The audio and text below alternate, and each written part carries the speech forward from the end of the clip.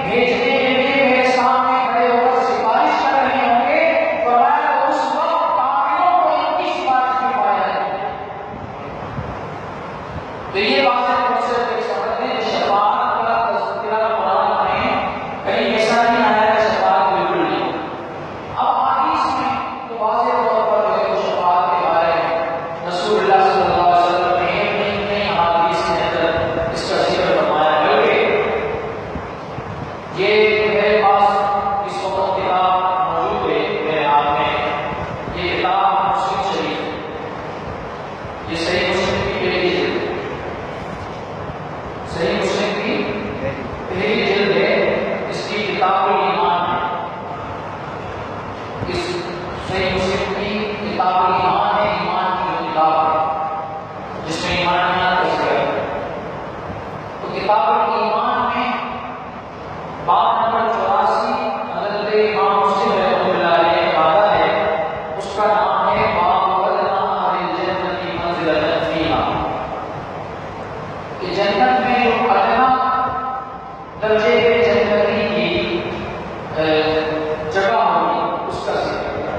تو اس باب کے اندر حضرت امام مسلم نے ان احادیث کا ذکر کیا ہے جس کے اندر اللہ نے اپنے حبیب کو شفاعت دینے کا ذکر کیا، جس اللہ کے نبی صلی اللہ علیہ وسلم نے اپنی شفاعت کرنے کا ذکر کیا کہ قیامت میں میں اس طرح شفاعت کروں گا۔ اب اس کتاب کے اندر جو حدیث ہے یہ حدیث نمبر 336 ہے، اور اس میں اسی طرح مسلم ابن ابی شیبہ میں فضائل انبیاء کے اندر، کتاب فضائل انبیاء کے اندر جلد 6 میں جو ہے وہ ما اللہ نبی صلی اللہ علیہ وسلم کہ اللہ تعالیٰ نے نبی کریم صلی اللہ علیہ وسلم کو کیا کیا فضیلتیں عطا فرمائی ہیں، اس میں بھی اس حدیث کو حضرت امام ابن ابی شیبہ جو کہ امام بخاری کے استاد ہیں انہوں نے نقل کیا ہے۔ اور پھر جو ہے وہ اسی طرح اس حدیث کو بخاری میں، امام بخاری نے بھی کتاب التوحید میں جو ہے وہ نقل کیا ہے، اور جو ہے وہ امام ابن ماجہ نے وہ اپنی کتاب میں پورا ایک باب باندھا ہے، اس باب کا نام ہی باب ذکر شفاعت ہے، یعنی شفاعت کا بیان۔ اگر شفاعت نہیں ہوتی تو ان کو حدیث کی کتاب میں شفاعت کا باب باندھنے کی ضرورت نہیں تھی، اور اس میں وہ احادیث سنائے ہیں امام ابن ماجہ، وہ احادیث سنن ابن ماجہ کے اس باب میں لائے ہیں